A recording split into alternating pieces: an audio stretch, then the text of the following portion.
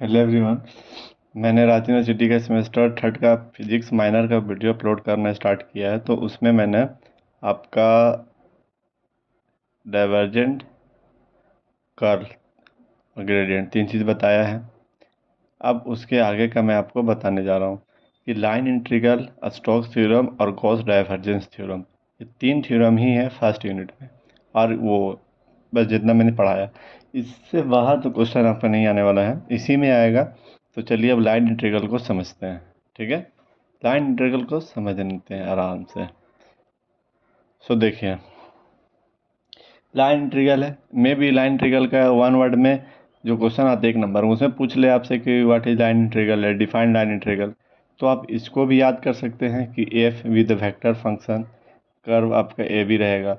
Line integral of the vector function F along the curve A B defined as a integral of the components. या फिर आप ऐसे भी बोल सकते हैं, line integral which is evaluate to evaluate with line integral which is evaluate along A curve. Curve के long किसी भी इवेलुएट करते हैं तो उसको बोलते हैं लाइन इंटीग्रल।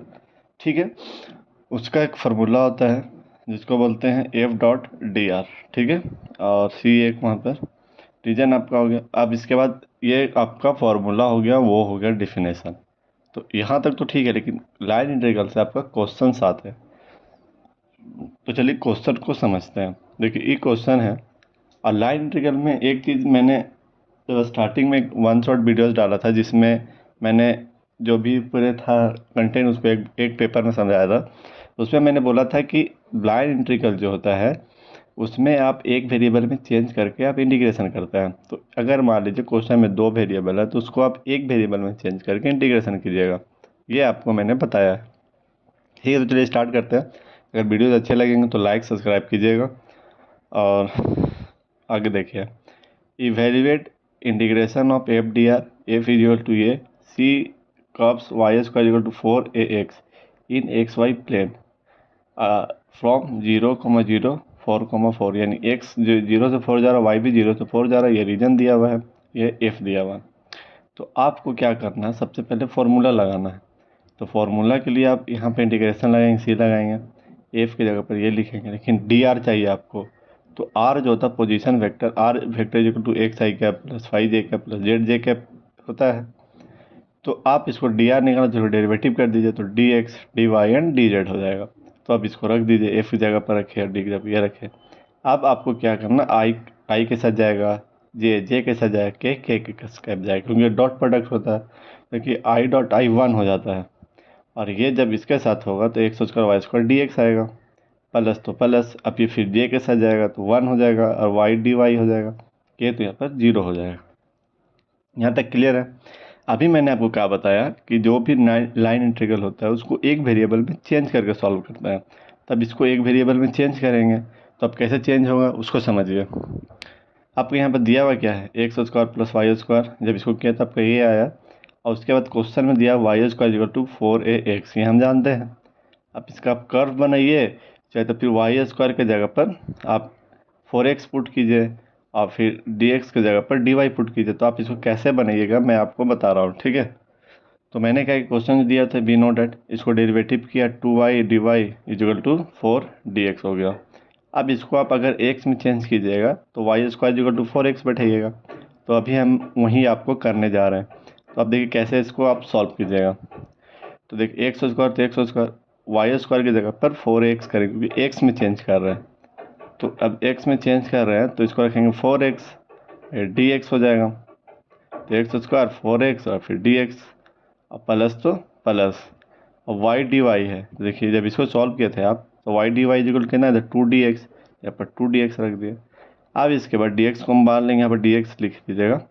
अब यहाँ से बाद देखिए बाहर, तो 4 तो 4, एक्स स्क्वायर एक्स क्यूब हो जाएगा, प्लस तो प्लस, 2 तो 2, अब dx। अब इसका इंटीग्रेशन कीजिए लिमिट लेकर, एक्स का एक्स के रिस्पेक्ट में, और एक्स का लिमिट लीजिएगा। तो एक्स का लिमिट कहाँ, 0 से 4 है, 0 से 4 गया। आप देखिए इंटीग्रेशन कैसे होता है उसको समझिए। इंटीग्रेशन मीन्स होता है कि जितना पावर है उसमें एक ऐड कीजिए, और फिर ऐड जो करने के बाद उसी से डिवाइड करना होता है। तो 4 तो 4, एक्स क्यूब है तो इसमें पावर लगेगा तो 4 हो जाएगा, एक ऐड होगा तो एक्स के बार 4, और फिर 4 से डिवाइड, प्लस तो प्लस, 2x तो 2x हो जाएगा, 2 है यहाँ पर एक्स, 2x हो जाएगा, लिमिट लगेगा 0 से 4। अब यहाँ पर आप पुट कर दीजिए, तो 4 से 4 तो कट गया, तो 4 का पावर सिर्फ 4 होगा, प्लस तो प्लस 2 इंटू 4 रखेंगे, ये तो 0 रखने पर सब 0 हो रहा है, सिर्फ इसको लेंगे, अपर लिमिट हो लाएगा, तो 256 प्लस 8, तो इसको ऐड करेंगे तो 264 आपका आंसर हो जाएगा। तो ये पहला क्वेश्चन था। सिमिलरली दूसरा क्वेश्चन है, ये लाइन इंटीग्रल का क्वेश्चन था। तो आपका ऐसा क्वेश्चन आने के चांसेस है लाइन इंटीग्रल पे, क्योंकि सिलेबस में है, सिलेबस में ये लाइन इंटीग्रल है। तो लाइन इंटीग्रल आप कैसे सॉल्व कीजिएगा उसको देखिए। इवेल्युएट लाइन इंटीग्रल, ये दिया हुआ है, ये दिया हुआ है। इसके बाद स्क्वायर फॉर्म बाय द ये +-1 एक्स के वाई पे। तो मैंने क्या किया, यहाँ पर एक लाइन से ऐसे ड्रॉ किया, एक ओरिजिन लिया, -1 इसमें आ रहा, 1 इसमें, दोनों थर्ड क्वाड्रेंट में माइनस माइनस लेंगे, फोर्थ क्वाड्रेंट में माइनस प्लस, ऐसे तरह से, ठीक है, प्लस माइनस, क्योंकि पहला लिख दे प्लस माइनस आपका यहाँ पर हो जाएगा। ये क्वाड्रेंट लिख दिए इसके अकॉर्डिंग, क्योंकि फर्स्ट क्वाड्रेंट, सेकंड, थर्ड और फोर्थ। अब क्या करना आपको कि एक बार यहाँ से यहाँ लेना है इस लाइन में, फिर एक बार यहाँ से यहाँ लेना है, फिर यहाँ से यहाँ लेना है, एक बार यहाँ से यहाँ लेना है। तो इसमें अब काफ़ी बच्चे कंफ्यूज करते किसको फिक्स रखना है, किसको क्या करना है, तो काफ़ी सब डॉट में रहते हैं। तो चलिए अभी हम आपको एकदम अच्छे से समझाएंगे, इसको समझिएगा। तो इंटीग्रेशन क्या होता है इसका, लाइन इंटीग्रल का FDR, इसको आप 4 पार्ट में ना इंटीग्रेशन कीजिएगा, 1 2 3 4 में, तो 4 पार्ट में इसको कर लिए। तो पहला कहाँ, A से AB, यानी कि देखिए A से B लेंगे, फिर B C ले रहा है, फिर C D ले रहा है, फिर D ले रहा है।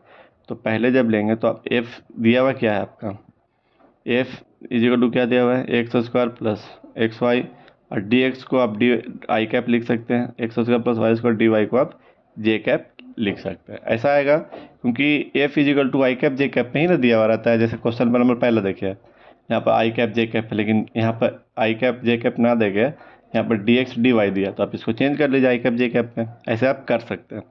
अब इसके बाद अलॉन्ग ए बी जा रहे हैं, जब ए बी के अलॉन्ग जा रहे हैं तो देखिए यहाँ पर दो कौन सा सेम नंबर है। जैसे x का वैल्यू यहाँ पर 1 है, यानी कि आप x का वैल्यू को फिक्स मानिएगा और लिमिट जो लीजिएगा आप माइनस में और 1 में लीजिएगा। यही काफ़ी बच्चे कंफ्यूज करते हैं कि यहाँ पर लिमिट क्या लेना। तो लिमिट आपको लेना जो मतलब कि जो चेंज हो रहा है, फिक्स वाला को नहीं लेना, 1 को नहीं, -1 और 1 वाला को लेना है। तो देखिए मैंने यहाँ पे किया है, x = 1 एक कॉन्स्टेंट है, जब इसका dx लेंगे तो 0 हो जाएगा। तो आप यहाँ पर इस इंटीग्रल में जहाँ पर dx है वहाँ पे 0 पुट कीजिए, तो ये तो पूरा टर्म 0 हो गया। अब यहाँ पे x = कितना पुट करना है, 1, जब 1 रखेंगे प्लस तो प्लस, फिर y² तो y², इसके बाद dy, तो dy को आपको रखना है ना। तो आप यहाँ से आप क्या कीजिए कि यहाँ पर देखें, ये जब dx = 0 तो पूरा टर्म 0 हो गया, तो 0 हो गया। लिमिट तो वेरिएबल अलग, लिमिट क्या, -1 से 1, तो लिमिट -1 से 1 ले लिए, तो ये पूरा टर्म हो गया 0। फिर यहाँ पे x उसका कितना 1, तो 1² तो 1 ही होता है, प्लस तो प्लस y² dy। तो आप देखिए लिमिट भी y का लिए ही और y के रिस्पेक्ट में भी आ रहा है। तो इसका इंटीग्रेशन जब आप कीजिएगा तो आप देखिए कैसे कीजिएगा, यहाँ पर माइनस है, यहाँ प्लस है, माइनस प्लस है तो क्या करेंगे, 2 से मल्टीप्लाई करके 0 से 1 कर देते हैं, ये प्रॉपर्टीज है डिफिनिट का। तो 1 + dy 1 + y² dy हो गया। तो आप इसको कैसे कीजिए इंटीग्रेशन, 1 का y हो जाएगा, x² का x³ 3 हो जाएगा, 0 से 1। तो अपर लिमिट जब रखेंगे तो 2 तो बाहर हो जाएगा, 1 + 1/3। जब इसका एलसीएम लेके ऐड करेंगे तो आ जाएगा 4/3, तो 4/3 आएगा, और यहाँ आ जाएगा 2 तो 8/3 हो जाएगा। तो ये आपका इसके अलॉन्ग है, ठीक है। उसके बाद इसके अलॉन्ग करेंगे, फिर ए बी हो गया, बी सी के अलॉन्ग जाएंगे। तो अब बी सी के अलॉन्ग सोचिए, बी सी के अलॉन्ग देखिए आपका y और y फिक्स है, तो y = 1 लेंगे, जब y = 1 है तो dy करेंगे तो 0 हो जाएगा। तो फिर जब dy 0 होगा तो ये पूरा टर्म 0 हो गया। तो उसको हम नेक्स्ट स्टेप में समझते हैं, ये यहीं पर दिया हुआ देख लीजिए, x का लिमिट, क्योंकि x वेरिएबल है, 1 से -1 जा रहा है, तो लिमिट लेंगे 1 से -1, और y = 1 लेंगे तो dy 0 हो जाएगा। तो जब dy 0 होगा तो ये तो पूरा टर्म 0 हो जाएगा रखने पर। अब इसके बाद इसको देखेंगे तो x = कितना है आपका, x = वेरिएबल तो x² रहेगा, प्लस तो प्लस। अब यहाँ x है तो x तो x ही रहेगा, लेकिन y की जगह पर कितना रखना 1, तो x² + x बचेगा, फिर dx। इसको फिर इंटीग्रेशन करेंगे तो आप देखिए क्या करना है, इसको फिर आप देखिए पहले इसको लिमिट चेंज करेंगे तो नीचे यहाँ पे माइनस लगेगा, तो नीचे माइनस लिमिट और प्लस ऊपर चला जाएगा लिमिट। तो अब इसका माइनस हो गया, अब फिर नीचे देखिए, यहाँ पर मैंने एक स्टेप को स्किप किया, इसको समझिए। यहाँ पर मैंने क्या लिखा कि यहाँ माइनस लगाएंगे तो नीचे आ जाएगा, ऊपर चला जाएगा। फिर आप उस बाई यहाँ अभी कैसे किए थे, जब नीचे माइनस ऊपर प्लस था तो 2 से मल्टीप्लाई करके 0 से 1 किए थे। तो यहाँ तो जब चेंज करने पर माइनस आया, जब फिर इसको लिमिट चेंज किया 0 से 1 में, तो 2 से मल्टीप्लाई करना पड़ता। तो ये मैंने किया है। फिर एक्स स्क्वायर प्लस, जब इसका इंटीग्रेशन करेंगे तो x³/3 आएगा। फिर यहाँ से आपका बन जाएगा, देखिए। फिर यहाँ पर x³/3 आपका हो गया, यहाँ पर हो गया x³/3 प्लस, फिर यहाँ से आपका माइनस का 2/3 आएगा। तो ये आप ऐड करके देख लीजिएगा। इसी तरह से जब इसको करेंगे सेम काम, फिर इसी तरह से सेम काम, तो जब ये पूरा कट के आपका 0 आ जाएगा। इसको एक बार कीजिएगा, मेथड वही जो मैंने 2 स्टेप समझाया। तो नहीं बनेगा तो हमको बताइएगा, मैं आपको कमेंट करके, मतलब कि आप कमेंट में बताइएगा, मैं आपको सॉल्व कर दूंगा। तो ये आपका था लाइन इंटीग्रल का concept. Application of line integral में work done by the force होता है, work done by force if in the displacement r along curve c from the point a to, ये वर्क डन का formula है। तो ये आप याद कर लीजिए एप्लीकेशन, बस इसके नीचे ज़्यादा क्वेश्चन पूछेगा नहीं। एक होता है स्टोक्स थ्योरम, वो है आपके एग्जाम में। एक है गॉस डाइवर्जेंट थ्योरम। तो मैं यहाँ पे एक स्टोक्स थ्योरम को एक्सप्लेन कर देता हूँ। चलिए स्टार्ट करते हैं स्टोक्स थ्योरम का। अब हम लोग देखेंगे स्टोक्स थ्योरम। स्टोक्स थ्योरम का पहले डिफिनेशन को समझते हैं। स्टोक्स थ्योरम बोलता है कि surface integral of the component of f vector along the normal of the surface as s taken over the surface S bounded by the curve C is equal to the line integral of the vector point f vector then along the closed curves। ये formula होता है कि f vector और dr, जब इसको dot हटाइएगा तो curl f dot n cap d s आएगा।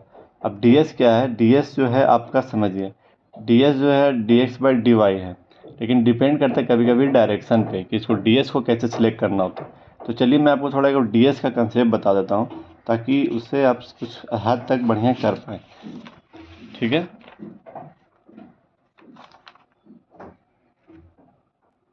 तो डी एस का कंसेप्ट यही है कि यहाँ पर डी एस को हटाकर dx/dy लगाना, अगर कोई भी प्लेन दिया हुआ ना हो तब।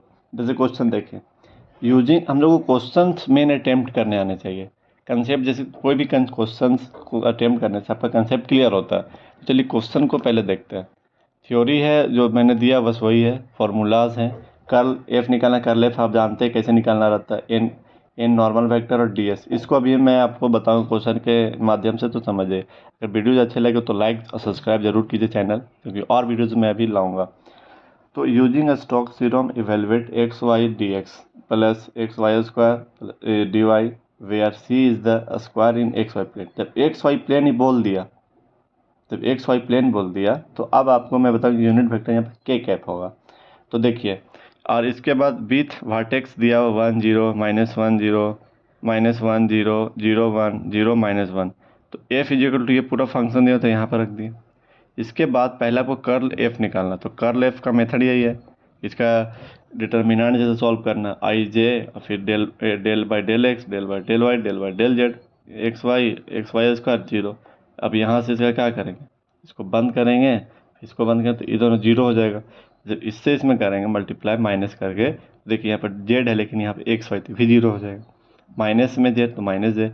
अब इसको बंद करेंगे, फिर ऊपर वाला, तो देखिए यहाँ तो 0 हो गया। फिर इससे इसमें करेंगे माइनस करके, तो ये भी एक्स वाई, यहाँ पर जेड है, ये भी 0 हो जाएगा। इसी तरह से इसका जब करेंगे के कैप लेकर, तो आप इससे इसमें करेंगे, तो लेकिन यहाँ देखिए एक्स है और यहाँ पर एक्स है, तो एक्स का तो 1 वाई स्क्वायर सिर्फ हो जाएगा, फिर बीच में माइनस होता है। फिर इससे इसमें करेंगे, तो देखिए वहाँ वाई है, यहाँ पर एक्स है, तो माइनस का सिर्फ एक्स बचेगा। तो ये था डिफ्रेंशिएशन करके लिखना। तो ये आप कर सकते हैं। ये 0 0 हो गया, सिर्फ के कैप आपका आएगा वाई स्क्वायर माइनस एक्स आया, किसमें, एक्स वाई प्लेन में। जब एक्स वाई प्लेन यहाँ पर बोल रखा है कि एक्स वाई प्लेन है, तो जब एक्स वाई प्लेन है तो आपका एन जो वेक्टर होता है वो हमेशा के कैप होता है, लेकिन मैक्सिमम केस में आपका एन कैप के ही कैप होगा। तो इसको आप याद रखिए कि जैसे ज़्यादातर मैक्सिमम क्वेश्चन में आपको एन कैप जो के कैप ही आया, एक्स वाई प्लेन बोल दिया, तो ठीक है। इसके बाद आप कैसे सॉल्व करेंगे वो देखिए।